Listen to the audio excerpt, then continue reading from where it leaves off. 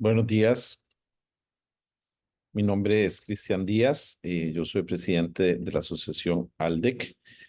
Voy a presentar inicialmente a la moderadora, Romina Segura. Romina es abogada peruana por la Pontificia Universidad Católica del Perú, asociada principal en estudio Echecopar asociado a Baker y McKenzie Internacional. Posee un diploma de posgrado de Derecho de Construcción en la Escuela de Posgrado UPC, una maestría en Dirección de Construcción de la Universidad Peruana de Ciencias Aplicadas y un diplomado de Arbitraje Nacional e Internacional por la Escuela de Posgrado de la Universidad del Pacífico y Centro de Arbitraje AmCham Perú. Romina cuenta una vasta experiencia en Derecho de Construcción, así como en la conducción de mecanismos de resolución de controversias. En su práctica, asesora a empresas, principalmente constructoras, o que desarrollan sus proyectos de construcción en temas relacionados a la elaboración y ejecución de contratos de construcción, así como en el uso de mecanismos de prevención y solución de las controversias que pudieran surgir durante la ejecución del contrato, ya sea a través de la Junta de Resolución de Disputas, conciliación y o arbitraje, entre otros mecanismos. De igual manera, participa en asesorías, elaboración y ejecución de proyectos de construcción bajo modelos de contratos FIDIC, rojo, amarillo y plateado, entre otros modelos. Desde el año 2018 se ha participado activamente en la gestión de proyectos bajo el modelo contrato NEC 3. Su especialidad en la utilización y gestión de mecanismos de prevención y solución de controversias se refuerza al haber participado en la administración y conducción de estos procesos, entre otros de similar naturaleza. Vamos a darle ahora la palabra a Romina para que comencemos con el panel. Gracias. Muchas gracias, Cristian, por la presentación y muy buenos días a todos. Bueno, en primer lugar, agradecer a la Asociación Latinoamericana de Derecho de la Construcción por esta invitación y sobre todo, bueno, felicitarlos por este primer webinar del 2024, cuyo tema es justamente alejándonos de una relación adversarial, modelos contractuales colaborativos. Y este día justamente tenemos a excelentes profesionales que tienen formación tanto en temas de ingeniería como de derecho para justamente abordar este tema. Y como es un tema muy interesante, me parece importante, a modo de introducción, decir que justamente este término de contratos colaborativos es un término que ha tomado mucha fuerza en la industria de la construcción. En el caso de Perú, creo que es un término que se utiliza mucho y a propósito justamente de este webinar, he podido apreciar que hay comentarios desde el 2020 e incluso anteriores en los cuales ya se decía que el término era bastante utilizado. No obstante, creo que a propósito de este webinar vale la pena destacar que no necesariamente algunas situaciones que se comportan en la industria de la construcción califican como tal y por eso la relevancia de justamente tener excelentes profesionales el día de hoy para poder abordar qué es lo que estamos discutiendo sobre contratos colaborativos o cuáles son las características de este tipo de contratos para efectos justamente del desarrollo de proyectos de infraestructura. Y otro tema muy relevante a propósito de eso es que la industria de la construcción también es una industria que, de cara justamente al tema, conserva muchos aspectos tradicionales y tiende a no innovar o no modificar algunas conductas con cierta celeridad como se esperaría a propósito de los retos que presenta justamente el desarrollo de infraestructura tanto en Perú como en Chile y seguramente en muchos países de Latinoamérica. Entonces, de ahí la relevancia de poder abordar este tema en específico, ¿no? Y sobre todo porque el aspecto colaborativo tiene una injerencia o tiene una clara influencia no solo en el tema de las personas que desarrollan el proyecto, sino también en las estructuras de negocios, en las prácticas de trabajo, en la forma de gestión. Siendo un término con mucho contenido, ¿no? Y considerando además que el contrato sigue siendo pues un instrumento, ¿no? Lo que se aprecia además es que es un instrumento, una herramienta, un elemento muy importante en el desarrollo de proyectos de infraestructura junto con otros factores. Creo que es muy importante poder abordarlo desde la apreciación que tienen justamente en este caso Cristian, Camilo y Elizabeth. Entonces, dicho esto, y con el objetivo no solo de darle contenido a este término a propósito de cómo hemos venido viendo el desarrollo de proyectos en estos años, sino también sobre todo desincentivar o evitar algunas conductas que no coadyuvan justamente a darle contenido a este tipo de definición colaborativa, es que vamos a tratar este tema. Entonces ahora, en primer lugar, voy a presentar a nuestros panelistas, a cada uno de ellos, para poder abordar las preguntas que tenemos para el día de hoy.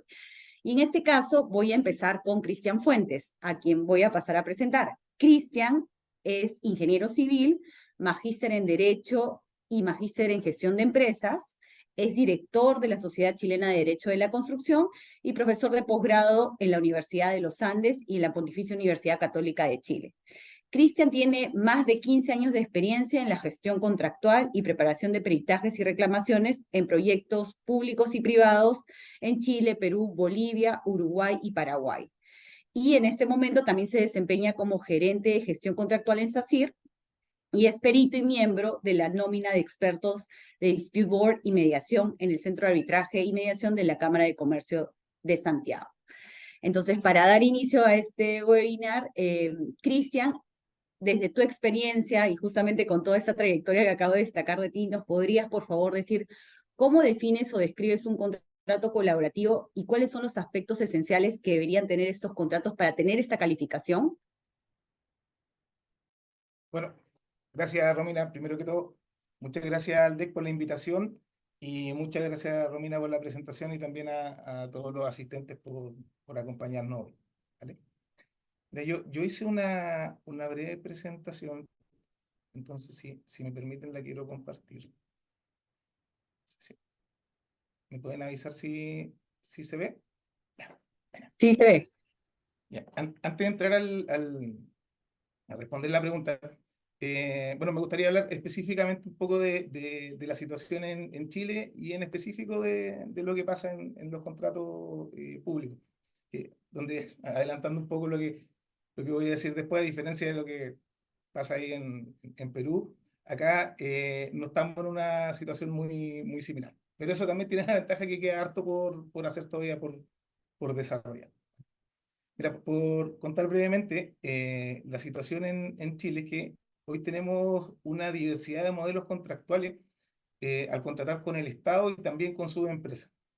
O sea, tenemos, por ejemplo, el Ministerio de Obras Públicas, que tiene su reglamento para obra pública tradicional, reglamento de contratos de obra pública, el decreto 75. Tiene otro decreto que complementa este cuando se quiere incorporar el diseño también al alcance del contratista. Hay un decreto especial para puentes, está toda, aparte de la regulación que tiene que ver con concesiones de obra pública. Pero por otro lado, por ejemplo, los servicios de urbanismo, que también hacen obras viales dentro del área urbana, tienen una regulación distinta, su propio decreto, el decreto 236. El, También en salud, cada uno de los servicios de salud locales, que son los que desarrollan también proyectos hospitalarios, tienen un marco normativo propio, la resolución 160, por ejemplo.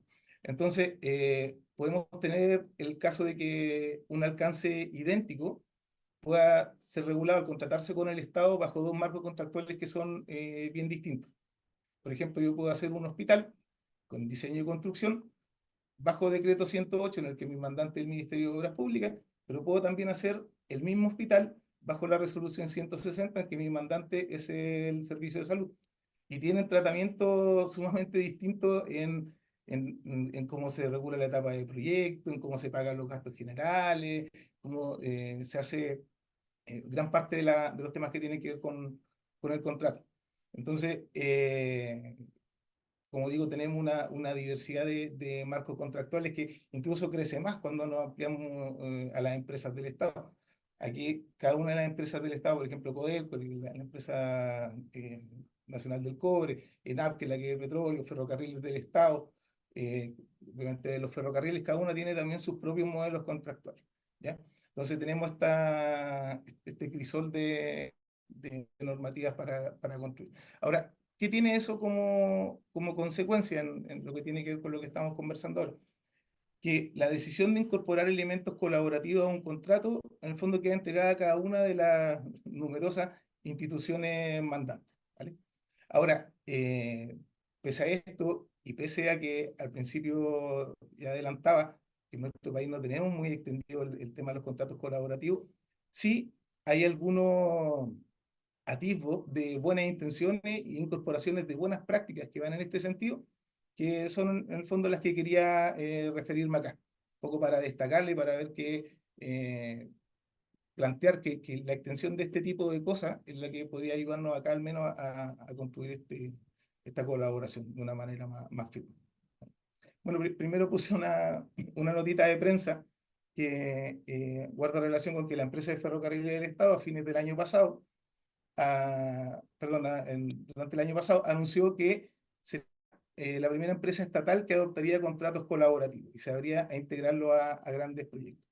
Ahí uno puede ver un poco en la bajada que esto planteaba incorporar la detección de defectos de ingeniería a tiempo, incorporar mecanismos de alerta temprana, crear un comité de administración que pudiera resolver la materia de discrepancia entre mandante y contratista de forma más rápida, regular mejor el plazo de la obra, establecer incentivos cuando el contratista logra cumplir un objetivo en forma anticipada, permitir que se puedan presentar optimizaciones al proyecto y también reglar cómo va a ser la presentación de las reclamaciones del contratista e incorporar un mecanismo de resolución temprana de controversia. Y creo que también es clave en cualquier contrato que uno quiere que avance más o menos de una forma rápida y efectiva, es tener esta posibilidad de poder llevar a un tercero las discrepancias y tener alguna respuesta rápida que permita construir un acuerdo, seguir avanzando,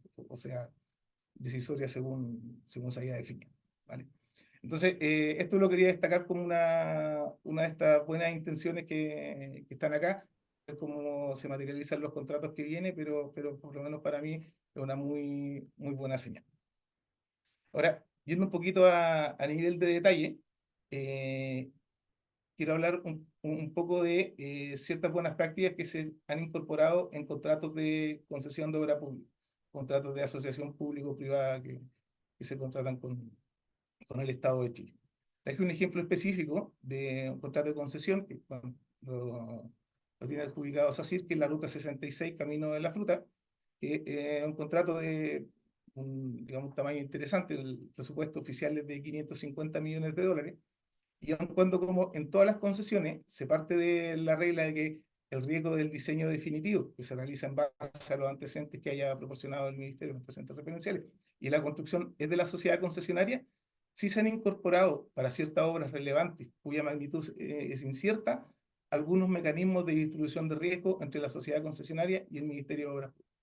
Por ejemplo, en este contrato, naturalmente, como no está hecho el diseño, todavía no se podía dimensionar cuál es la magnitud que se iba a requerir para unas defensas fluviales digamos, que son considerables. Entonces se definió en las bases un mecanismo de distribución de riesgo que en resumen dice que bajo $32 millones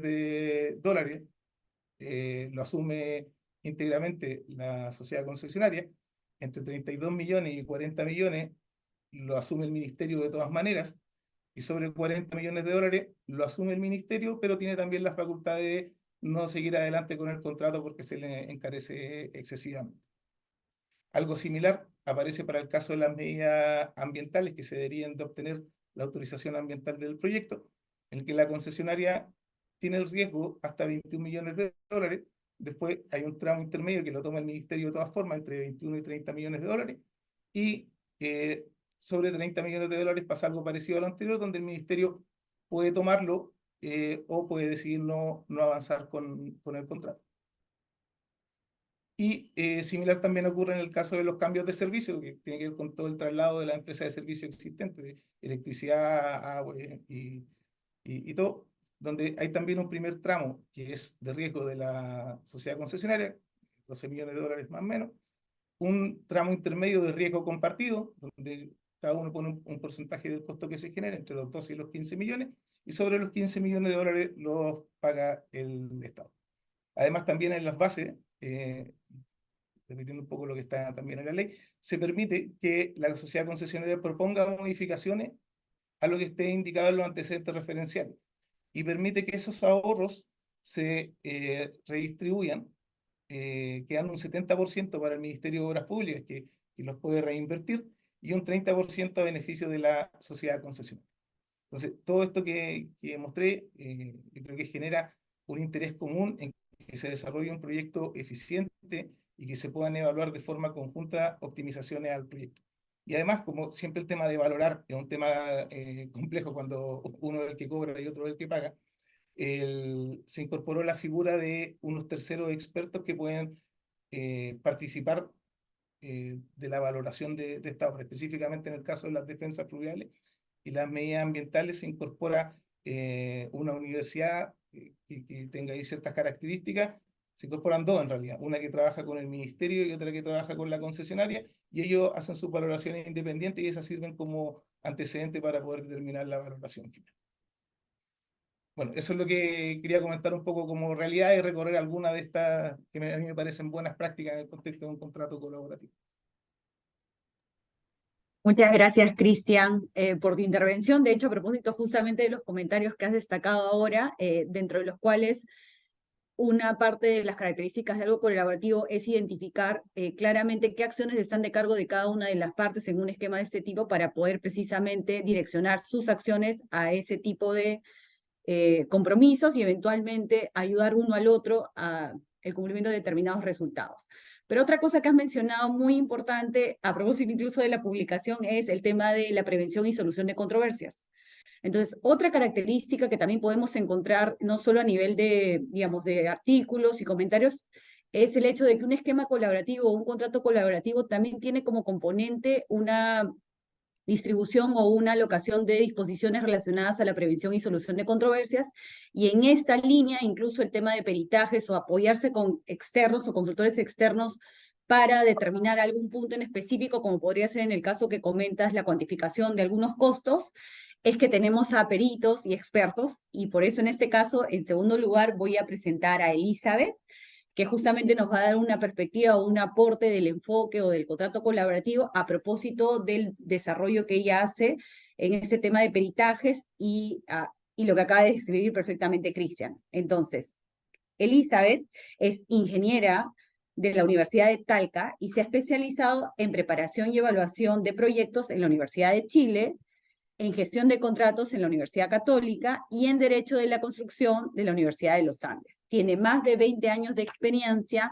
en la gestión de contratos en proyectos de gran minería y en los últimos 6 años se ha desempeñado como jefe de proyectos de la División de Ingeniería Contractual de EDM, donde desarrollan estudios técnicos y peritajes para respaldar las reclamaciones en contratos de construcción.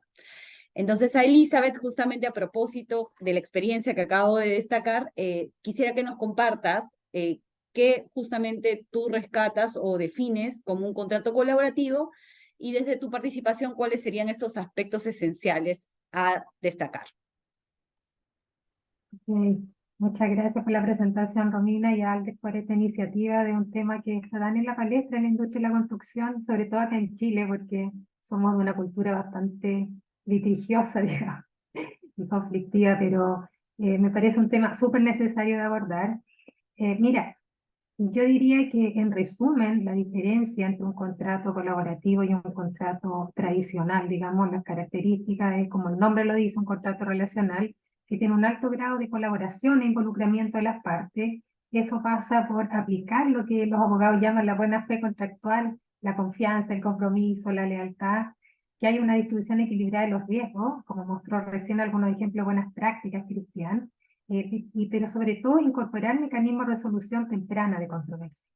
No esperar a que ya el conflicto está desatado y va a escalar a una judicialización, sino resolverlo en etapas tempranas. A eso entiendo yo como un contrato colaborativo, donde el objetivo sea siempre que haya una relación sana entre las partes equilibradas. Y quiero presentar mira, el año pasado, como tú bien dijiste, parece, en algún momento en la introducción, voy a presentar aquí, compartir pantalla.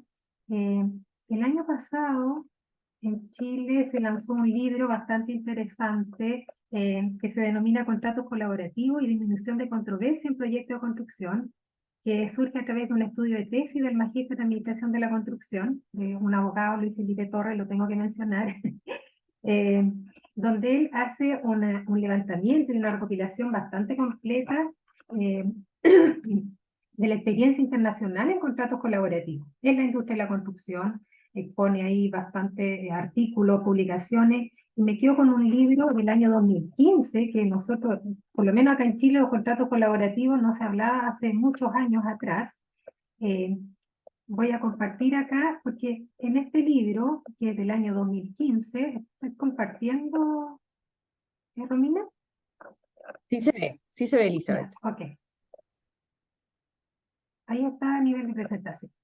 Se distinguen 12 elementos claves de un contrato, un contrato relacional o un contrato colaborativo, y que este estudio, y se hizo un estudio de un autor asiático y otros dos autores en el 2015, hacen un levantamiento, una investigación bien ardua con muchos contratos, con mandantes, contratistas, con muchos personales clave, digamos, de ambas partes, subcontratistas, diseñadores, abogados, para levantar algunos elementos esenciales. Y estos son los que ellos definen, que si bien como política uno dice, no, claro, son siempre conocidos, pero esto yo creo que es la mejor definición de un contrato colaborativo. Después Camilo, como buen abogado, irá a hacer una comparación más, digamos, precisa.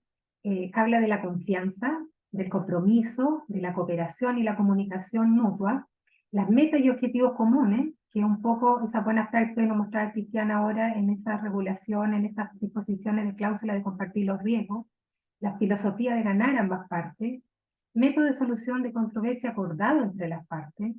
Eh, yo recuerdo que como un buen ejemplo de buenas prácticas, y voy a mostrar unas cláusulas, Codelco, por ejemplo, hace 20 años atrás, todos sus contratos, su mecanismo de resolución de controversia por defecto iba a tribunales de justicia.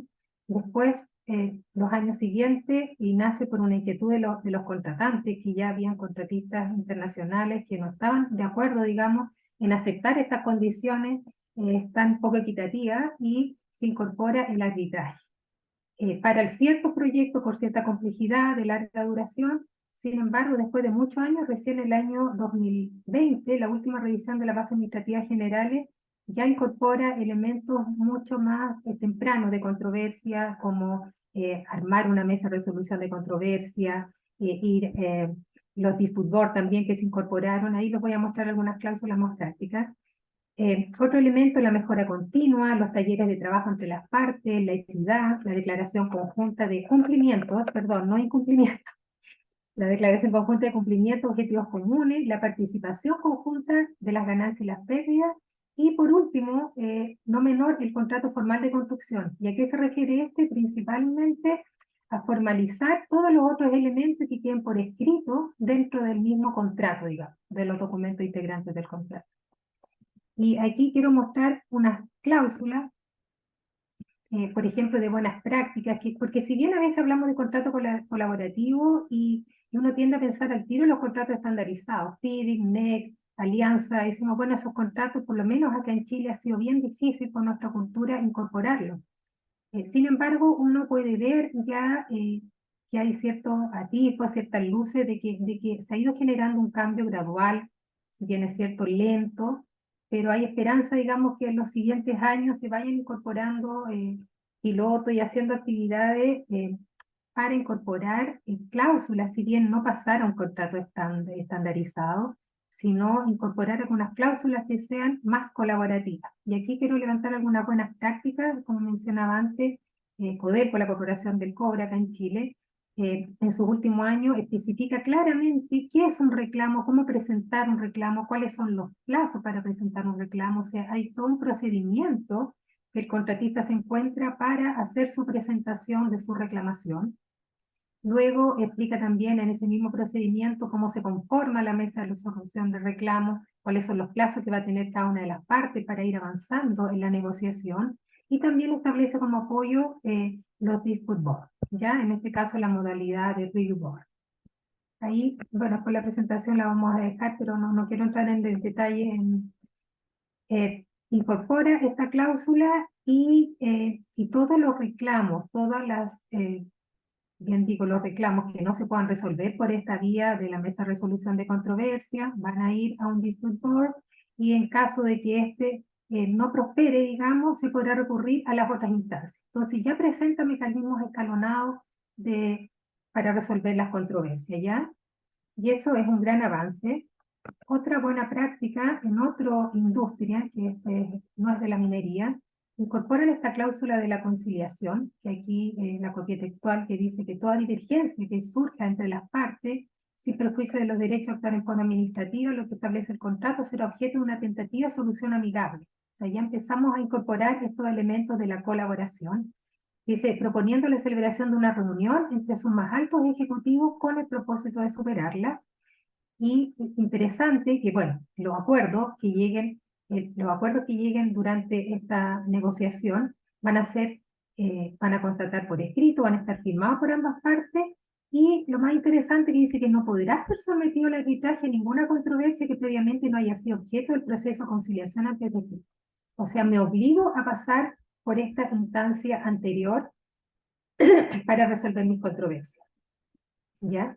Y es ahí donde a veces, si bien no está escrito, porque estamos recién entrando a incorporar estas herramientas colaborativas, que las partes de común acuerdo pueden solicitar o llegar, digamos, a un experto, un perito, para que le entregue una mirada independiente, imparcial, desde fuera, digamos, sobre la controversia. Generalmente los temas que van a solucionarse son temas técnicos, ¿ya? Entonces, más adelante voy a contar nuestra experiencia en ese sentido, digamos. Otra cláusula de buenas prácticas que habla también ya de incorporar, antes de pasar a someterse a tribunales de justicia o algo, estas soluciones, esta comisión bipartita, este otro tipo de industria. Si mal no recuerdo, esta es sí, es del grupo F, que Cristian lo mencionaba desde esa noticia que él puso ahí, que ya van a ser la primera empresa, digamos, de orden público que está incorporando ya cláusulas colaborativas. Y dice que cualquier controversia que surja entre las partes se va a solucionar en primer término mediante una gestión directa de conciliación que permita llegar a un entendimiento entre ellas, y se va a formar una comisión bipartita que se reunirá con cierta frecuencia hasta llegar a un acuerdo en que se pueda, digamos, acordar por escrito y formalizar. Subsistiendo estas dificultades y controversias, sí se podrá pasar a la instancia, digamos, ya de tribunales de justicia. Eso, con algunos ejemplos de buenas prácticas, Romina. No sé cómo estoy ahí en el tiempo, pero eso quería compartir. Muchas gracias, Elizabeth. De hecho, justamente lo que has descrito es muchos de esos escalones previos para generar que las propias partes, creo que en este proceso justamente de colaboración o de ayuda mutua, también generar espacios donde de manera autocompositiva ellos puedan arribar a soluciones, también es uno de los procesos que se destaca en este modelo o en este tipo de contratos con calificación colaborativa. Ahora, ya habiendo escuchado a nuestros expositores que tienen mucha experiencia desde Chile y en otras industrias también en Latinoamérica, vamos a venir a hablar con Camilo, que es abogado aquí en Perú. Lo voy a pasar a presentar, y justamente porque también en Perú el tema de contratos colaborativos ha tomado mucha fuerza, creo que es muy importante también destacar qué es lo que se aprecia desde este lado o desde este país. Entonces ahora paso a presentar a Camilo. Camilo es abogado por la Pontificia Universidad Católica del Perú, es asociado senior del área de proyectos de campos, arbitraje e infraestructura, y tiene años de experiencia en la asesoría externa de gestión contractual y controversias, ¿no? Principalmente su experiencia, o lo que nos va a compartir el día de hoy, entre otras cosas, es justamente su participación activa en el desarrollo de proyectos bajo modelos de contrato NEC 3 y NEC 4. Camilo, por favor, desde tu experiencia también nos puedes compartir qué es lo que describes como un contrato colaborativo y cuáles son esos aspectos esenciales que podríamos destacar a propósito de ello. Sí, claro. Muchas gracias, Romina, por la presentación y gracias a LEC por la invitación. Un saludo a todos los participantes y copanelistas. Eh, yo, naturalmente, voy a hablar un poco de una perspectiva un poco más jurídica, sin tratar de aburrirlos tanto. Pero creo que hay que establecer algunos, o hay que dividir algunos conceptos que son importantes, ¿no? Para tener un panorama abierto del tema general, que es contratos colaborativos, que al menos en el Perú está bastante de moda desde hace algunos años y probablemente se expanda hacia la región, ¿no? Esta tendencia. Yo creo que hay que ver el tema en tres ejes. Contrato colaborativo como tal, herramientas y procesos colaborativos y el enfoque colaborativo. Eh, el contrato colaborativo es un concepto bastante amplio que bastante discutido en la teoría, ¿no? Los expertos en derecho a la construcción, principalmente de origen inglés, ¿no? Que es donde surge esta tendencia, ¿no? Donde está consolidado con más amplio alcance. Plantean que existe en realidad una gama, ¿no? Y Elizabeth y Christian ya han adelantado bastante bien o de forma bastante desarrollada los elementos que componen un contrato colaborativo, pero es un espectro, ¿no?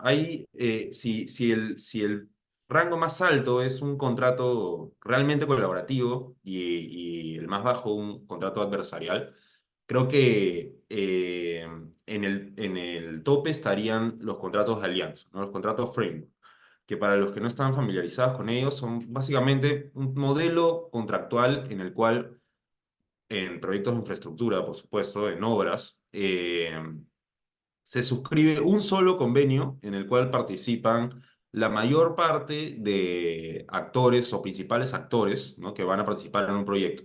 Está el cliente, el contratista ejecutor, el que va a suministrar materiales, es el caso, ¿no? El diseñador, y todos firman un mismo convenio, ¿no?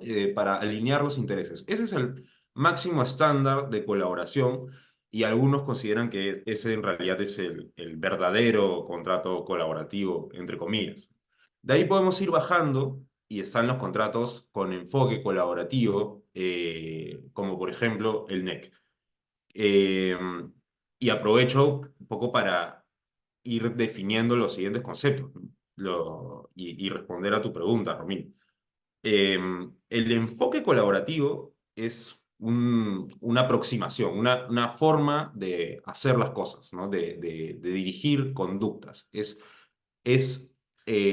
cambiar el paradigma adversarial en el cual los actores que son parte de un contrato de obra tienden a proteger sus intereses en base a traslado de riesgos, ¿no? Al conflicto entre interés y responsabilidades de una parte y de la otra, ¿no? Tienden a alinearse hacia el mismo norte. ¿Y cómo se hace eso? Utilizando las herramientas y procesos colaborativos, ¿no? Que Elisa ya adelantó. Son distintos elementos que por supuesto tienen que estar en un contrato, ¿no? Que asignan responsabilidades y deberes a las partes para que funcione bien, para que aplicando la intención de hacerlo funcionar, se mantenga este alineamiento de intereses, ¿no?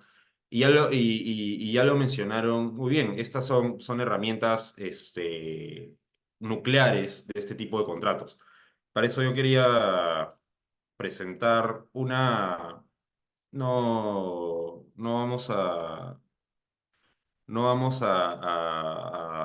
realizar mucho o a entrar mucho en el detalle de todas las herramientas colaborativas, pero creo que hay una que es la más importante, que es una de las cláusulas nucleares del contrato NEC, que es la alerta temprana, ¿no? Ya han adelantado Christian y Elizabeth de qué se trata este mecanismo, pero noten cómo esta herramienta contractual tiene como objetivo alinear los intereses de la parte a lo que es mejor para el proyecto. Bueno, ahí dice, el contratista y el gerente de proyecto deberán, ojo, ambas partes, las dos tienen, el gerente de proyecto es representante del cliente en un contrato NEC,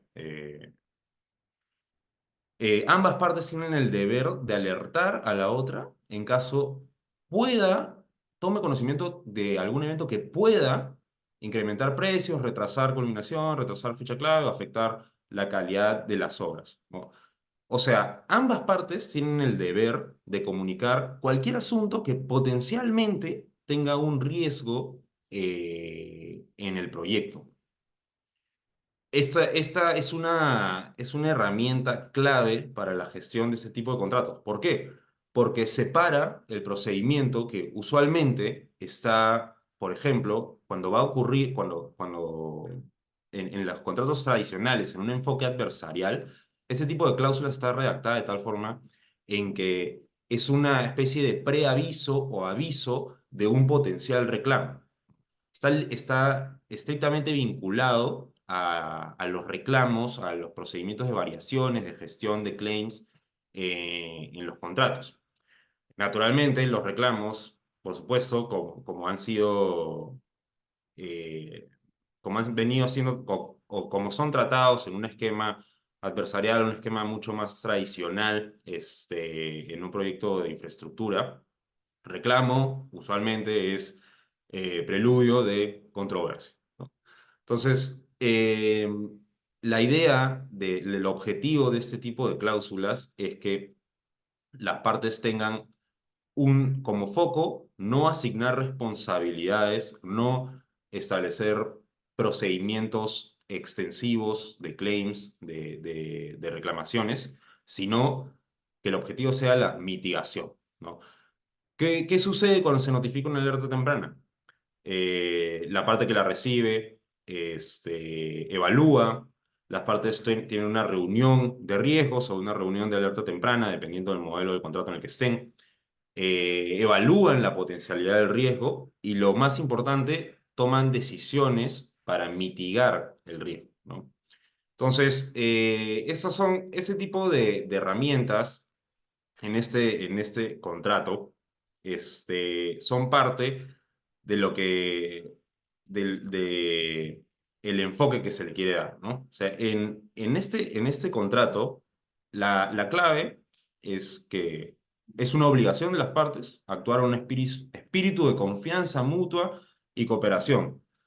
Para los abogados de la sala seguramente les sonará, oye, pero eso no es la buena fe, al menos en los países latinoamericanos, ¿no? De tradición de derecho continental, no estamos todos obligados a actuar de buena fe.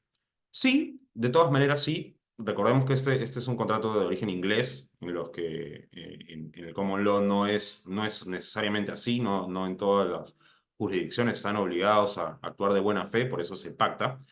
Pero es el eje del cual surgen herramientas como la alerta temprana, como la actualización de los cronogramas, que tienen que ser realistas, como una asignación de riesgo justa, que son los eventos compensables, eh, etcétera, etcétera, como los registros de riesgos, etcétera. Además, herramientas que son procesos y herramientas colaborativas que tienen que ir de la mano con el enfoque para que sean efectivas en la práctica, ¿no? El enfoque es un cambio, no, es un cambio de chip, ¿no? Es un cambio tanto para clientes, como sean privados o el Estado, como para contratistas ejecutores. Es romper con el estar a la defensiva, con el tratar de asignar responsabilidades o defenderse o escudarse en riesgos asumidos, y utilizar, implementar los procesos y herramientas para que el objetivo principal y el foco sea generar valor para el proyecto, cumplir con los objetivos del proyecto. Entonces es eso. Creo que, en resumen, Romina, un contrato colaborativo como tal, yo creo que me adhiero a la posición en que está en la más alta gama de este rango, ¿no? Y es un contrato, no necesariamente el NEC, que tiene también un formato de cláusula de alianza, pero es un contrato marco en el cual se integren a distintos actores del proyecto, y no solo el típico contratista, contratante y contratistas, subcontratistas o contratista proveedores. Luego tenemos los contratos con enfoque colaborativo, que tienen estas herramientas, pero ambos tienen en común que el objetivo, el cambio de paradigma en la conducta, es clave para que realmente sean efectivos y eficaces en su fin, ¿no?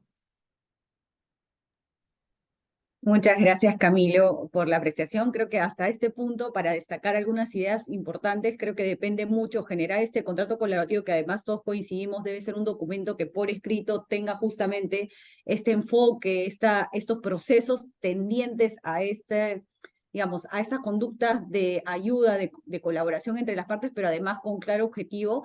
Parte mucho de lo que destaco de lo que dijo Cristian, de quién elige, en este caso el cliente que quiere desarrollar un proyecto, elegir este tipo de enfoque, este tipo de documento con disposiciones en ese sentido, ¿no? También de justamente pensar, diseñar qué tipo de procedimientos para efectos de reclamos y solución de controversias se quiere identificar y sobre todo, creo yo, establecer precisamente estos procedimientos claros de cómo queremos que las partes se comporten en el desarrollo de un proyecto, ¿no? Que además en ambos o en todos los casos hemos destacado son proyectos de una mayor complejidad, ¿no? Donde se incorpora etapas de diseño y construcción e incluso de suministros de equipos, etcétera, donde se requiere precisamente por el tiempo de duración de estos proyectos una mayor claridad sobre estos procedimientos a seguir, ¿no? Y de valernos de herramientas. Entonces, ahora que hemos descrito o tratado de un poco darle contenido a este contrato colaborativo, vamos a pasar justamente en este esquema de cómo notamos que todavía en la industria de la construcción quizás haya algunas conductas que no van alineadas a lo que dispone el contrato, ¿no? Y que de algún modo están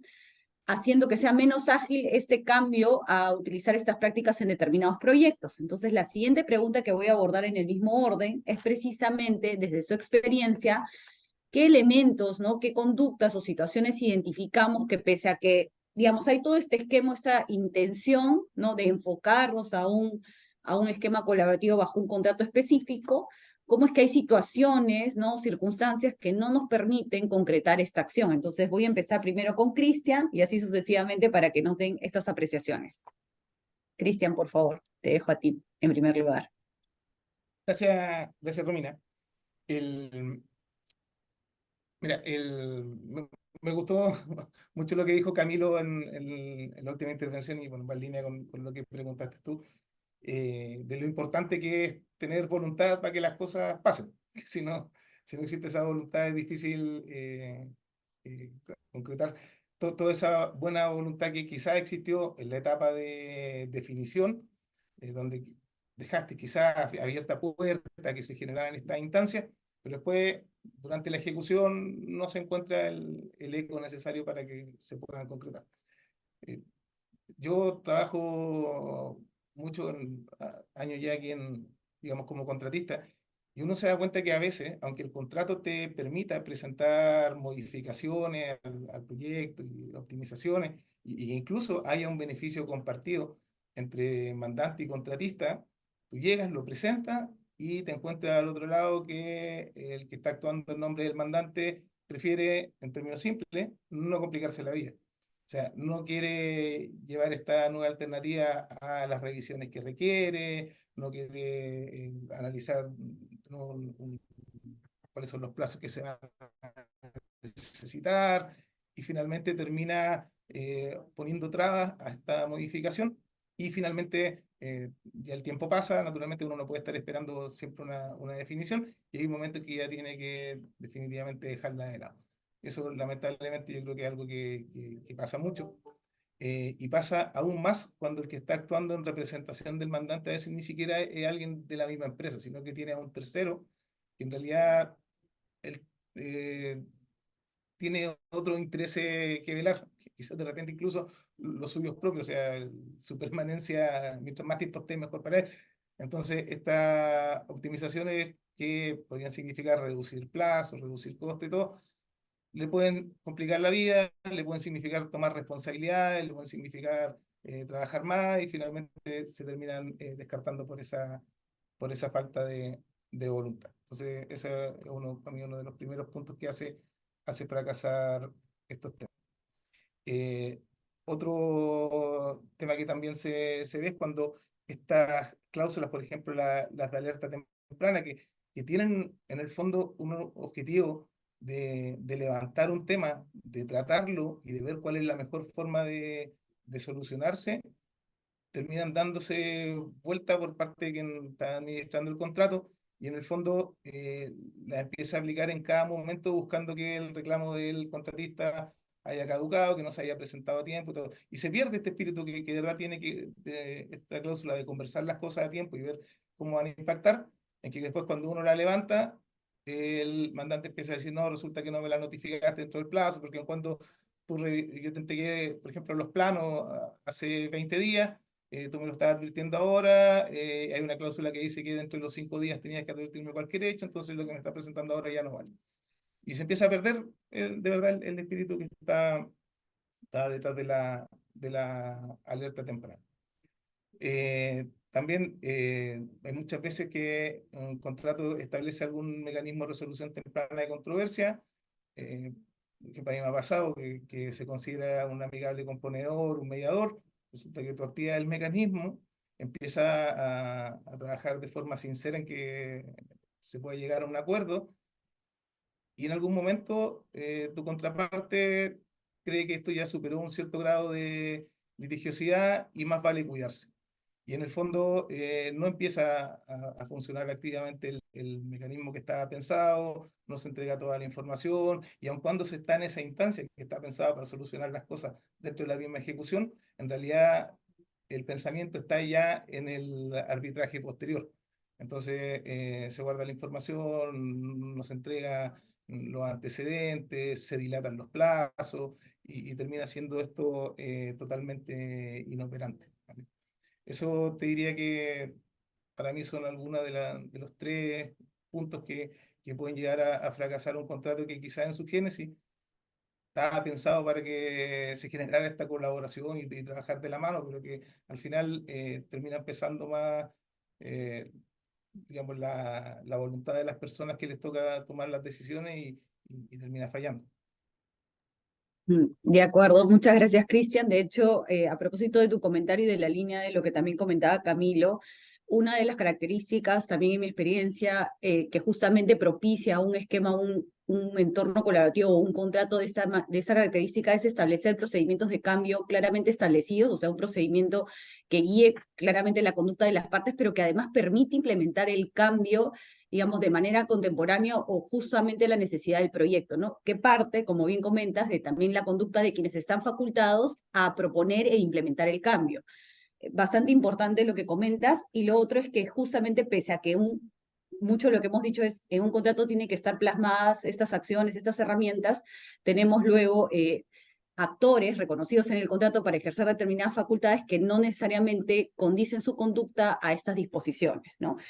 Ahora voy a cederle la palabra a Elizabeth también para que desde su experiencia, precisamente interviniendo en estos procedimientos de aportar a las partes para componer más rápido alguna diferencia que pudieran tener, qué es lo que aprecia, que son situaciones que pudieran de algún modo no coadyuvar a esto, a que un contrato con esta calificación o que busca tener este esquema colaborativo finalmente no se condiga con la realidad, ¿no? Elizabeth, te dejo a ti. Gracias. Mira, yo iría un poco más, voy a partir un poco más general para ir a lo específico. Lo que nosotros hemos visto en la industria, digamos la industria de la construcción acá en Chile principalmente, son mandantes muy conservadores. Sabemos que los mandantes son los que definen las reglas del juego en su base de licitación, que bien o mal no son muy equilibradas, digamos, los riesgos, y más aún cuando te toca definir la modalidad contractual.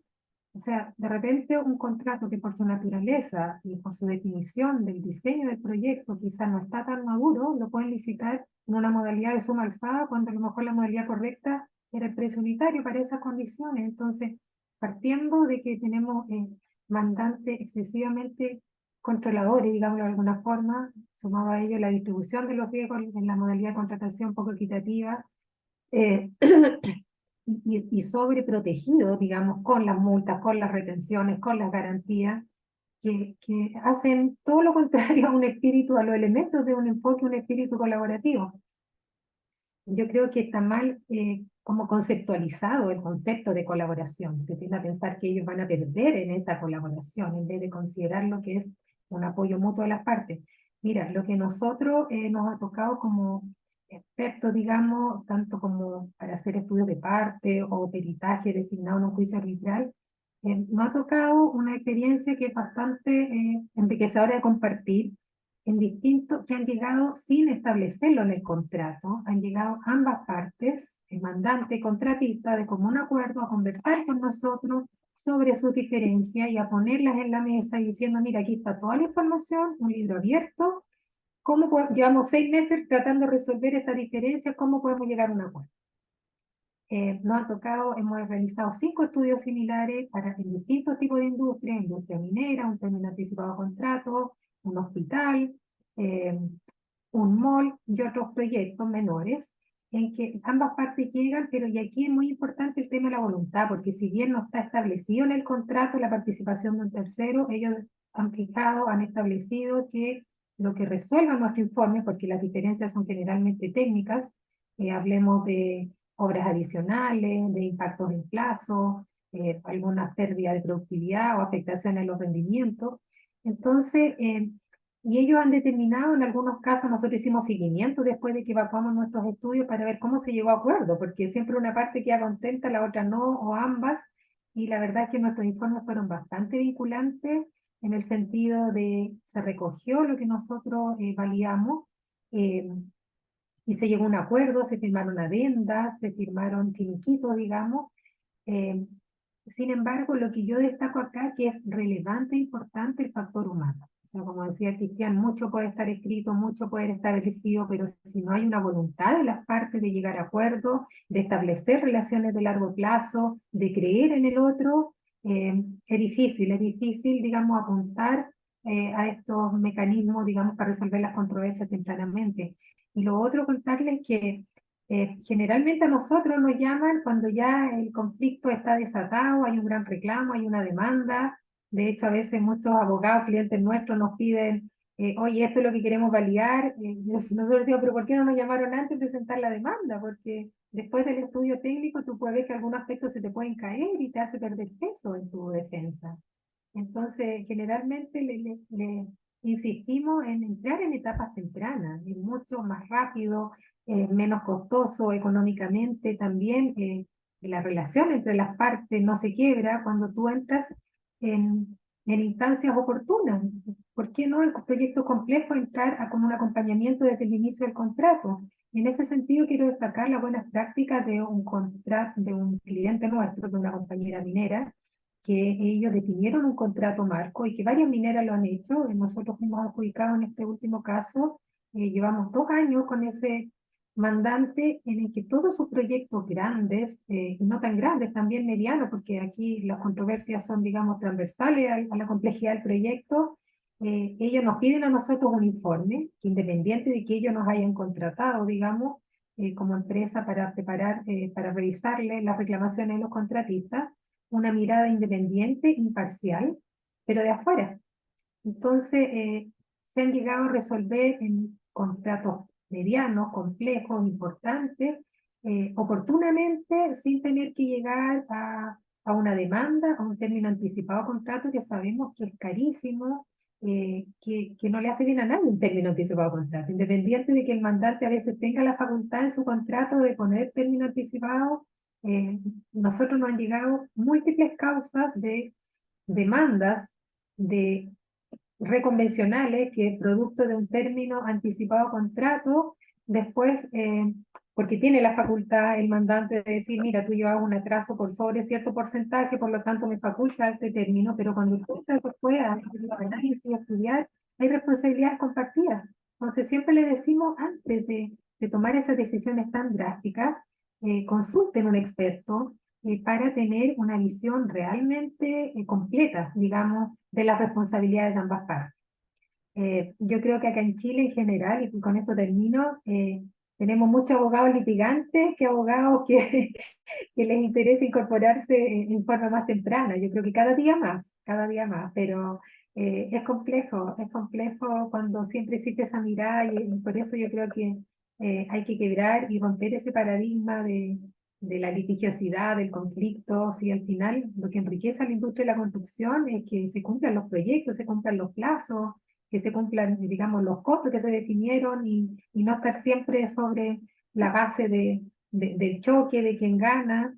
Yo creo que por ahí va, digamos, y por eso me pareció tan interesante poner este tema que esta iniciativa de hablar de los contratos colaborativos, y como bien dijo Camilo, a veces decimos no a los contratos, porque no, yo feeling no voy a adecuar un contrato acá, han hecho pilotos, pero no atreverse a incorporar cláusulas que sean más colaborativas. Como bien mostró ahí Cristian, en organismos públicos, mira, nosotros uno de los mandantes que llegó, o sea, de las partes, era un contrato público, un servicio de salud, pero fue mucho por el gerente del proyecto, porque otros servicios de salud nunca habrían pedido un estudio en etapas tempranas, van a la reclamación, van a la demanda. Entonces, es súper digno de destacar. Eso. Muchas gracias, Elizabeth. Antes de pasar con Camilo, justamente por el tiempo del webinar, solo decirles a los que quieren hacer alguna pregunta, por favor lo hacen en el chat del Q&A para luego poder discutirlas en lo que resta del tiempo de este webinar. Pero dicho esto, para continuar con la exposición y justamente lo que comentabas, mucho de lo que también acá en la industria nacional, me refiero acá en Perú, para poder incorporar correctamente o adecuadamente en los contratos disposiciones que tiendan a esto. También otro esquema desde la planificación o la etapa precontractual es elegir bien el sistema de entrega de proyecto que va alineado con qué tipo de intervención se requiere del cliente o del dueño de la propiedad. Y en ese sentido también no solo establecer qué tipo de contrato, qué tipo de cláusulas se quieren incorporar en el contrato, que de algún modo también propician un espacio para que las partes o los actores que toman decisiones dentro del proyecto puedan precisamente adecuar su conducta a estas disposiciones, ¿no? Y lo otro muy importante también es justamente reflexionar sobre aquellos espacios que quieren estipularse en una cláusula de solución o de prevención y solución de controversias, que partiría por el hecho de incluso de colocar la participación de un perito o un experto técnico en una etapa más temprana para poder definir alguna solución que permita evitar tener que ir a un esquema mucho más heterocompositivo, donde probablemente incluso lo que comentas de fortalecer las relaciones comerciales, etcétera, se dificulte, ¿no? O buscar relaciones a largo plazo. Dicho esto, Camilo, te hago la pregunta también a ti sobre tu experiencia y el uso asesorando proyectos de gestión. ¿Cuáles serían para ti las circunstancias, los espacios en los cuales no se permite que estos contratos que tienen esta calificación o que buscan esta calificación se condigan en la realidad, ¿no? Gracias, Romina. A ver, antes de comentarte los temas que creo que restringen un poco que se dé plenamente o que se materialicen plenamente los elementos colaborativos de este tipo de contratos, creo que es importante, sobre todo considerando que hay asistentes de varios países, dar una muy breve presentación de cómo llegamos al punto en que estamos en el Perú, ¿no? En el Perú no había o eran muy limitados los proyectos en que tenían flexibilidad para incorporar algunas cláusulas, ¿no? Como las que han mostrado Cristian y Elizabeth, ir implementando ciertos elementos colaborativos. La gran mayoría de proyectos era ejecutado con el contrato de obra pública, el contrato administrativo, por así llamarlo, que eso está en base a la ley de contrataciones, que cambiaba cada muy poco tiempo, y no admitía flexibilidad. Entonces, por el apuro, por la necesidad de hacer obras rápido en los Juegos Panamericanos de Lima 2019, el Estado hizo un experimento, suscribió un acuerdo gobierno-gobierno con el Reino Unido, y básicamente el Reino Unido tenía el deber de dar la asistencia técnica al Estado peruano, ¿no? Y ejecutar las obras bajo las formas que ellos propusieran, ¿no? Y así llegaron los contratos NECA al Perú, ¿no? Como el Lima de 2019 fue un éxito, las obras se hicieron en los exigentes plazos que se requería, se llegó al evento de forma exitosa, se replicó el modelo, ¿no? Entonces pasamos de tener algunos proyectos ejecutados bajo esta modalidad a tener ahora decenas de proyectos, si no decenas de contratos, si no tenemos más de un centenar, firmados actualmente y vigentes casi todos, ejecutados bajo contratos NEC. Entonces, acá se pasó de frente a traer un contrato estándar, ¿no?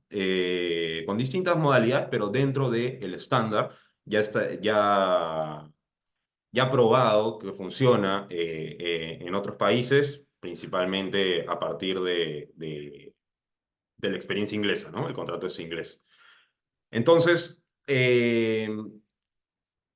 ha sido un cambio bastante drástico para una cartera de proyectos muy importantes, ¿no? Por ejemplo, una de las entidades o la entidad que tiene a cargo la mayor cantidad de proyectos es la Reconstrucción con Cambios, que fue creada para que conozcan los no peruanos presentes. Es una entidad que fue creada para atender la necesidad de reconstruir y hacer obras de prevención frente al desastre natural, el fenómeno del Niño, que es básicamente inundaciones, lluvias, deslizamiento de quebradas, etcétera, ¿no? Que afectó bastante el país el año 2017. Entonces, esta entidad tiene una cartera de proyectos muy importante, ¿no?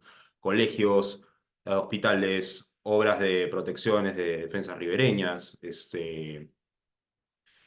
algunas obras de infraestructura vial, etcétera, ¿no? Obras bastante grandes que requieren que el Estado decidió coger el modelo utilizado en los Panamericanos e implementarlo aquí. Entonces, este cambio drástico para proyectos tan grandes y tan importantes, ¿no? Eh, si bien genera o tiene el acompañamiento y la asistencia de expertos internacionales, ¿no? De donde viene, de donde es originario el modelo contractual que están trayendo, y su labor, ¿no? Y lo vienen haciendo, es transmitir el know-how, el mandante sigue siendo el Estado peruano.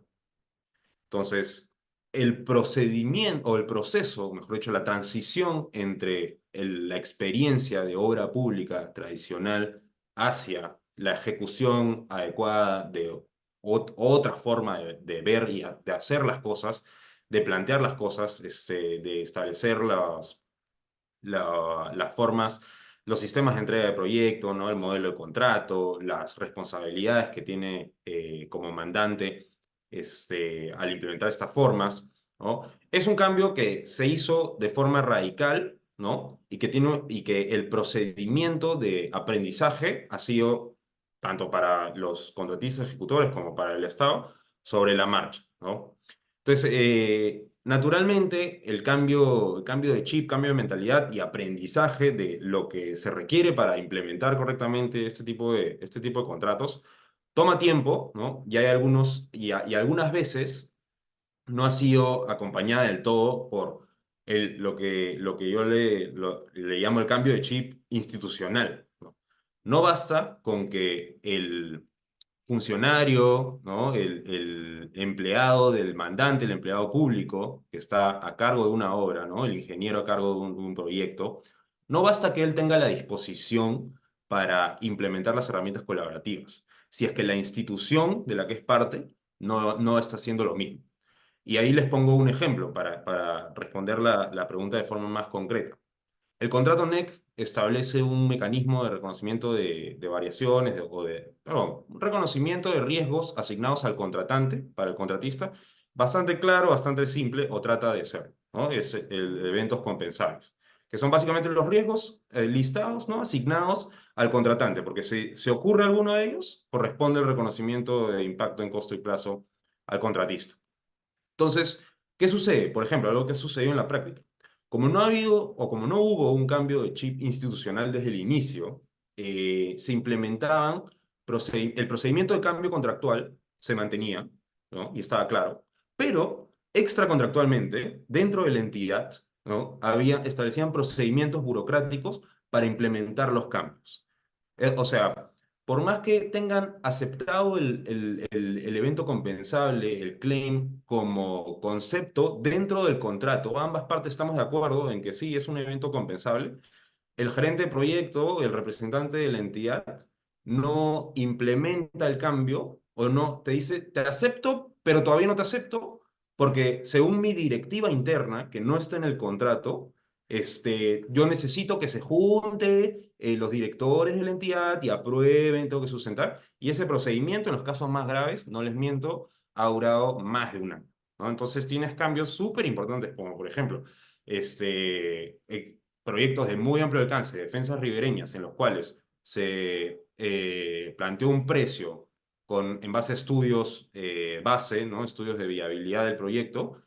Se hace el diseño, las obras son el doble de precio, el doble de alcance, ¿no? Te demoraste un año más lo previsto solo en el diseño, ¿no? Y todo ese costo de mayor alcance de diseño, mayor alcance de obra, es un evento compensable que, si bien el gerente del proyecto puede estar de acuerdo, tiene que esperar a que el procedimiento termine, ¿no?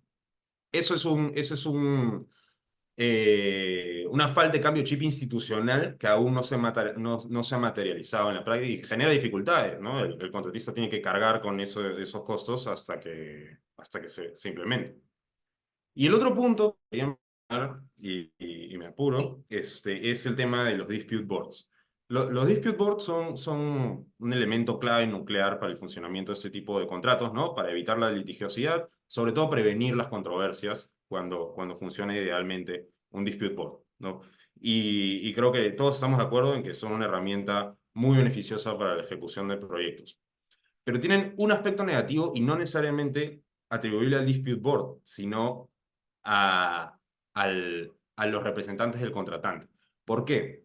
Porque en nuestra experiencia todavía es algo que es trasladado de la litigiosidad del arbitraje en la obra pública, ¿no? Los representantes de una entidad pública son muy conservadores para implementar los mecanismos contractuales y como tienen a la espalda al dispute board antes el arbitraje, le trasladan la responsabilidad del contratista de, por ejemplo, un evento compensable que sí tiene base, un reclamo que tiene base contractual, es rechazado no en base a razones sustentadas o fundamentadas, sino porque las entidades son muy conservadoras y se remiten al dispute board, ¿no? Dicen, contratista, mira, yo no voy a aceptar el evento compensable porque no hay presupuesto, no estamos, o sea, razones que son contrarias o contradictorias con los riesgos que ha asumido el contratante en el contrato o que le son asignados por el contrato estándar, y le otorgan la cara al contratista de que no solo es un doble procedimiento, ¿no? No basta con presentarte y sustentar mi evento compensable, sino que tengo que sustentarlo ante el dispute board, tengo que iniciar el procedimiento de reclamación ante el DAP para que recién sea aprobado, ¿no? Entonces, todavía existe, en resumen, o los funcionarios, representantes de un cliente, son muy conservadores para implementar las herramientas del contrato que se ha firmado, ¿no? Y se remiten a los mecanismos de prevención y solución de controversias para implementarlo. Y yo creo que eso definitivamente desnaturaliza la funcionalidad de las herramientas colaborativas del contrato, ¿no? Y los mecanismos no por nada se asignan claramente los riesgos, ¿no? Es para que sean implementados tal como lo establece. No debería utilizarse al dispute board como medio de aprobación de claims, sino como realmente un medio de solución de controversia. Y con eso culmino, Romina. Listo, muchas gracias Camilo. De hecho, tenemos un par de comentarios para abordar o preguntas, pero antes de eso sí, brevemente voy a pedirle igual a Cristian y Elizabeth algunos comentarios al respecto, porque mucho de lo que hemos abordado ahora, y destaco, es que estamos en un periodo de transición, en una etapa en la que estamos buscando que este modelo o este contrato colaborativo sea parte de algo que se use con mayor regularidad y que se implemente digamos, con mayor frecuencia, pero sobre todo lo que hemos descrito, mucho de lo que se ha apreciado en este webinar es que está alineado también a las conductas que en la práctica adoptan los actores o las partes del contrato. Entonces, sobre esa premisa, ¿no? Y tratando de, digamos, poner más en concreto qué acciones pudiéramos implementar para que estos contratos en el marco de un proyecto con una serie de factores adicionales puedan ser colaborativos. En tu opinión, Cristian, y así luego sucesivamente, con cargo a algunos detalles que voy a hacer, ¿nos podrían decir qué acciones, qué disposiciones o algún ejemplo concreto de cómo pudiéramos ayudar a que este cambio, ¿no? de pasar a un esquema colaborativo sea realmente algo que podamos apreciar en la realidad, sobre todo de cara a al beneficio que puede traer los proyectos, ¿no? Creo que no está en discusión que se aprecia que esta forma de gestión, este enfoque, estos contratos pueden coadyuvar al desarrollo de proyectos de infraestructura. Entonces, bajo esa idea, ¿qué pudiéramos trabajar, ¿no? desde nuestros roles profesionales para poder coadyuvar este esquema? Vale, gracias, Romina. Mira, voy a contestar a tu consulta, pero también la voy a combinar un poco con una pregunta que pone específicamente Carlos Parra en el chat, por donde habla que en el contexto de la colaboración y manejo de los intereses de ambas partes, que la fórmula implica una compleja coordinación y cooperación entre los actores. Cada uno tiene intereses particulares, digamos que esto, por tanto, hay que ver de qué manera estos intereses particulares se dejan un poquito de lado por un bien conjunto, ¿vale? Mire, yo estoy muy de acuerdo que generar una colaboración amplia requiere naturalmente mucha coordinación y hay que cambiar mentalidad, tiene que haber confianza y todo un proceso. Pero hay también una serie de prácticas que son bastante sencillas y pueden transformar, de verdad, como digo, haciendo pequeños cambios, pueden hacer que la relación mandante-contratista sea mucho menos compleja, menos tensa, más colaborativa. Estaba haciendo aquí un pequeño listadito de cosas que de verdad que no, a ojos de un mandante no cuesta mucho hacer. Por ejemplo, disponer que se puede hacer un cambio de las retenciones que se hacen muchas veces durante el contrato, cambiar esas retenciones por nuevas boletas de garantía o cambiarlas por, bueno, o póliza. Eso ya es un alivio de caja al contratista y por que el contratista tenga la mayor facilidad para poder trabajar en términos de flujo de caja, ¿vale? Hay muchas veces también que el procedimiento de aprobación de los estados de pago es muy rígido. Tú lo presentas, te lo revisan, si hay alguna observación, vuelve atrás, todo de nuevo, hay que prepararlo de nuevo, presentarlo, corren de nuevo los plazos de revisión, de aprobación y todo. Si tú presentas un estado de pago y el mandante no tiene una conformidad completa, yo creo que no hay mayor dificultad en que la parte que no está discutida avance al pago y la parte que se tiene que revisar de nuevo se devuelva y en el fondo se itere sobre eso. Pero tú a veces encuentras estados de pago de muchos millones de dólares y quedan detenidos porque hay una diferencia en algún tema menor, eso tampoco tiene mucho sentido. Eh, Cláusulas de, a veces los pagos por paralización se pagan cuando finaliza la paralización. Eso también es un castigo en términos de los gastos que tiene que soportar el contratista. Sería razonable que si se genera una paralización y se van a compensar esos costos por el mandante, ese pago se pueda hacer al menos mensual. De verdad no veo cuál es el sentido de estresarlo todo hasta que se levante esta paralización que muchas veces no se sabe cuánto va a durar. Las multas por hitos intermedios. La mayor parte de las veces los hitos intermedios no generan un perjuicio real al mandante. Entonces, perfectamente podrían ser condonables las multas por hitos intermedios si se cumple el plazo final del contrato, ¿vale? Bueno, y lo otro que ya hemos visto hacer en algunas partidas que de verdad hay mucha indefinición, una distribución de riesgo, meterle un poco de razonabilidad a ese tema, eh, fijar alguna limitación de hasta dónde asume el contratista, quizá una parte que se va a manejar en conjunto el tema de costo y otra parte que ya definitivamente no se le puede cargar ahí al constructor. Y bueno, naturalmente, al menos quizás no con carácter mandatorio o de cumplimiento obligado, pero sí siempre pueden meter un tercero que pueda dar una opinión. Eh, Habría alguna instancia de mediación, alguna instancia de un amigable componedor, o tal como ha planteado Elizabeth durante la presentación acá, traer un técnico externo que pueda dar una opinión sobre alguna materia que estamos discutiendo y de esa manera pueda dar algún antecedente sobre el que se pueda construir un acuerdo o digamos que se tome para poder seguir avanzando en la solución. Entonces, eso, quería acotar mis recomendaciones y mi comentario a cosas que creo que son bastante simples, no significan de verdad un desembolso de dinero por parte del mandante, ni tampoco un tremendo cambio cultural, sino que dar pequeñas facilidades y generar pequeñas instancias de colaboración que pueden hacer que el contrato avance mucho. Eso. De acuerdo, Cristian, muchas gracias por los aportes. Creo que es una buena perspectiva desde tu experiencia decir algunas acciones pequeñas que podrían coayudar justamente porque de algún modo igual el contar con recursos implica justamente seguir impulsando la ejecución del proyecto, ¿no? Entonces creo que ese es un factor importante. Ahora, Elizabeth, no sé si tú nos podrías, por favor, también desde tu experiencia o el rol que has venido desempeñando en el desarrollo de proyectos de infraestructura, decirnos algunas propuestas desde tu punto de vista para poder coayudar estos entornos. Sí, bueno, bastante completo lo que dijo Cristian, pues me quitó todas las ideas importantes. No, quiero decir que, bueno, él dio tips súper prácticos, yo más bien diría cosas generales que debieran instalarse, digamos, en el subconsciente de la industria. de que, como decía y Carlos preguntaba, claro, hay intereses particulares de cada parte, pero hay que ver el proyecto como un interés común. O sea, ambas partes queremos resolver, terminar el proyecto de acuerdo a lo que definimos inicialmente.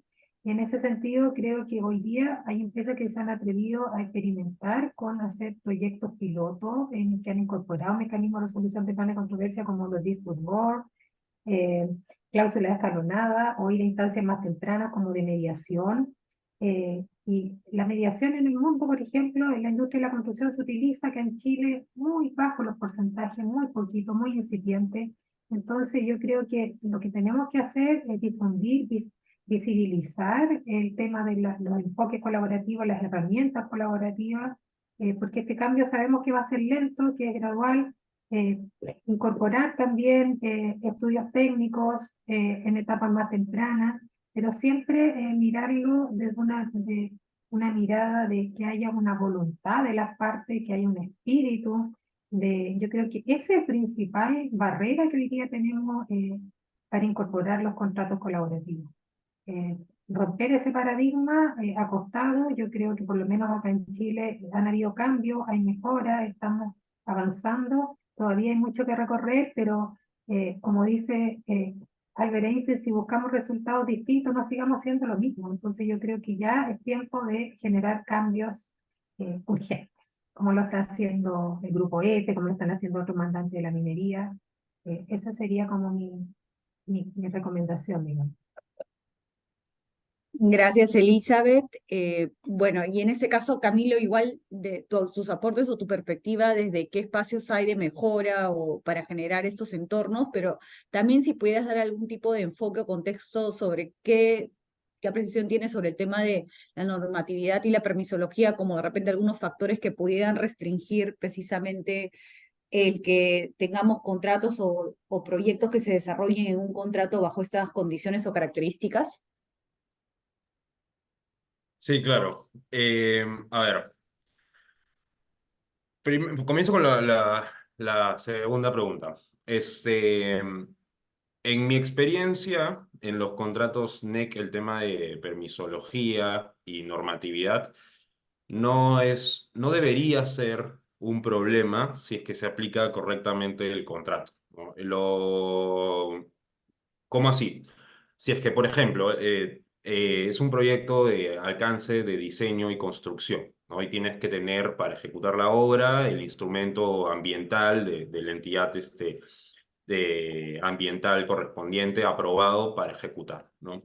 Entonces, tú deberías considerar primero, la fecha de culminación debería haber sido, o sea, el plazo contractual original debería haber considerado que es realista obtener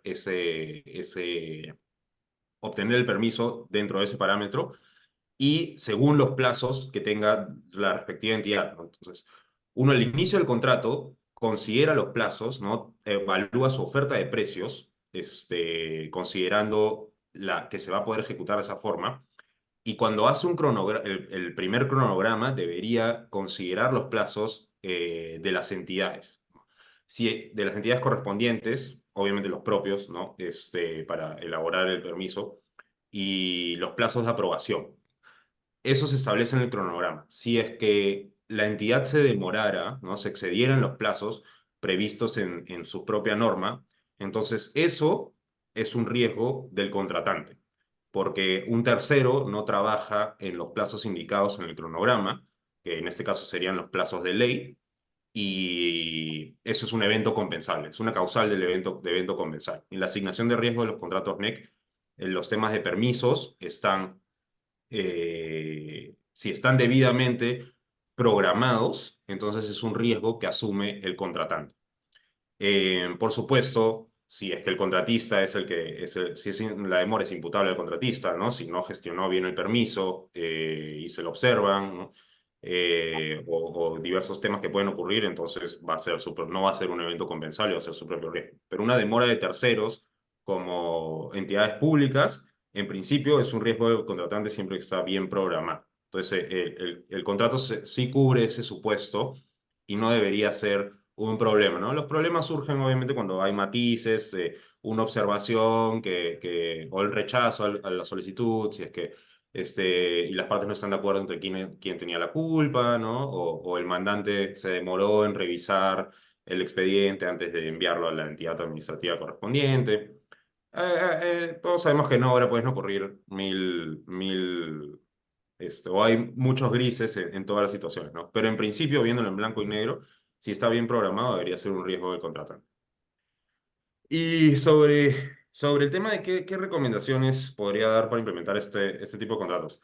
Yo creo que la esencial es, si es que estamos hablando de usar contratos estandarizados, ¿no? Que ya tienen formas preestablecidas y probadas y ejecutadas en la práctica internacional.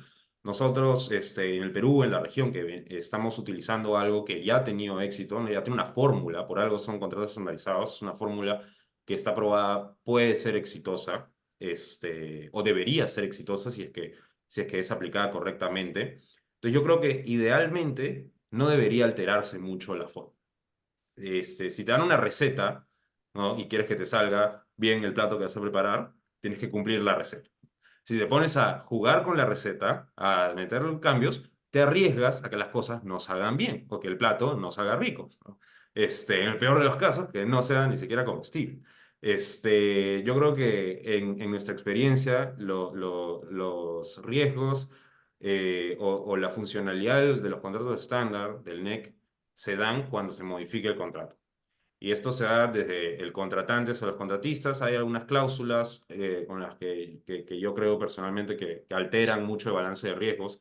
Por ejemplo, una básica que la han utilizado en todos los contratos NEC con el Estado es que reducen el plazo de los claims de 8 a 3 semanas, que me parece demasiado corto. O sea, la idea de tener un plazo, que es un plazo de caducidad, entre comillas, es que el contratista no se guarde los reclamos hasta el cierre del proyecto, o sea, que cierre el proyecto y te llegue una notificación de 100 reclamos, ¿no? De los cuales el contratante no tenía ni idea. Y por eso el contrato NEC en el modelo pone 8 semanas. Si no lo notificas en ese momento, pierdes el derecho. Pero que 8 semanas es un plazo razonable, ¿no? Dos meses. Pero acortarlo a 3 semanas es bastante exigente. Muchas veces no permite ni siquiera evaluar correctamente si es o no un evento compensable y ya se te pasó el plazo, ¿no? Y además eso aumenta la litigiosidad. Eso todo, al menos en el Perú, lo tenemos claro, la caducidad, los plazos cortos y la caducidad en su momento hicieron que el Perú se tengan miles de arbitrajes de obra pública, ¿no? Todos reclamando claims de ampliaciones de plazo, por no correrse el riesgo de perder el derecho. Y hacia abajo también, ¿no? Los contratistas, y eso es algo que en la práctica tratamos de evitar en la medida de lo posible, y obviamente depende de los clientes finalmente, ¿no? Nosotros somos abogados externos, no tomamos decisiones, pero nuestra recomendación siempre es a los clientes, hay que tratar, si vas a subcontratar con NEC, no modifiques tanto el contrato, ¿no? Obviamente hay que cubrirse ciertos riesgos, pero tratar de volverlo esa aversión al riesgo, limitada en la cual quieren poner los candados típicos de contrato tradicional. Entonces mejor hacemos un contrato tradicional, no tiene sentido alterar el NEC, que de ahí que generas ambigüedades, zonas grises, alteras el balance de riesgos, o generas controversias porque vuelves el contrato una típica suma alzada en el que tratas de trasladar todos los riesgos al subcontratista, ¿no? Para cubrirte tú y genera litigiosidad, ¿no? Y genera problemas también hacia arriba, ¿no? En toda la cadena. Entonces, en resumen si vamos a utilizar formas estandarizadas, tratemos de no cambiarlas si no es necesario. Bueno, muchas gracias Camilo, Cristian, Elizabeth por sus aportes. Creo que nos queda como conclusión, o al menos lo que rescato de todo eso conversado es precisamente que hay todo un trabajo muy previo a la etapa de ejecución contractual. Si estamos tratando de hablar de contratos colaborativos, o sea, hay un trabajo desde la elección del contrato que queremos utilizar. De hecho, se han mencionado varios contratos que no necesariamente tiene que ser un modelo estándar que puede recoger algunas disposiciones en ese sentido, sino que hay todo un trabajo previo para que incluso tener claro cómo queremos que los actores, como podría ser en este caso el cliente, el dueño del proyecto, quiere intervenir o no en mayor o menor proporción en un proyecto, qué procedimientos está dispuesto a justamente transitar para efecto de las modificaciones o del pago, como mencionó Cristian, e incluso de cómo quiere resolver las controversias en el marco de un procedimiento de este tipo. Entonces, creo que hay muchos factores importantes, ya se han tratado con bastante detalle el día de hoy, y parte mucho también de los que utilizan el contrato para desarrollar los proyectos, ¿no? Les agradezco muchísimo, Cristian, Elizabeth, Camilo, por sus aportes, y de hecho a la Asociación Latinoamericana de Derecho de la Construcción por habernos convocado a este evento, que creo que ha sido de mucha ayuda o de mucho aporte para los participantes. Y con esto nos despedimos. Seguramente que habrán próximos webinars y podremos coincidir también en estos espacios. Muchas gracias a todos, y con eso daríamos por terminado el webinar de hoy. Muchas gracias. Gracias a todos. Gracias. Gracias.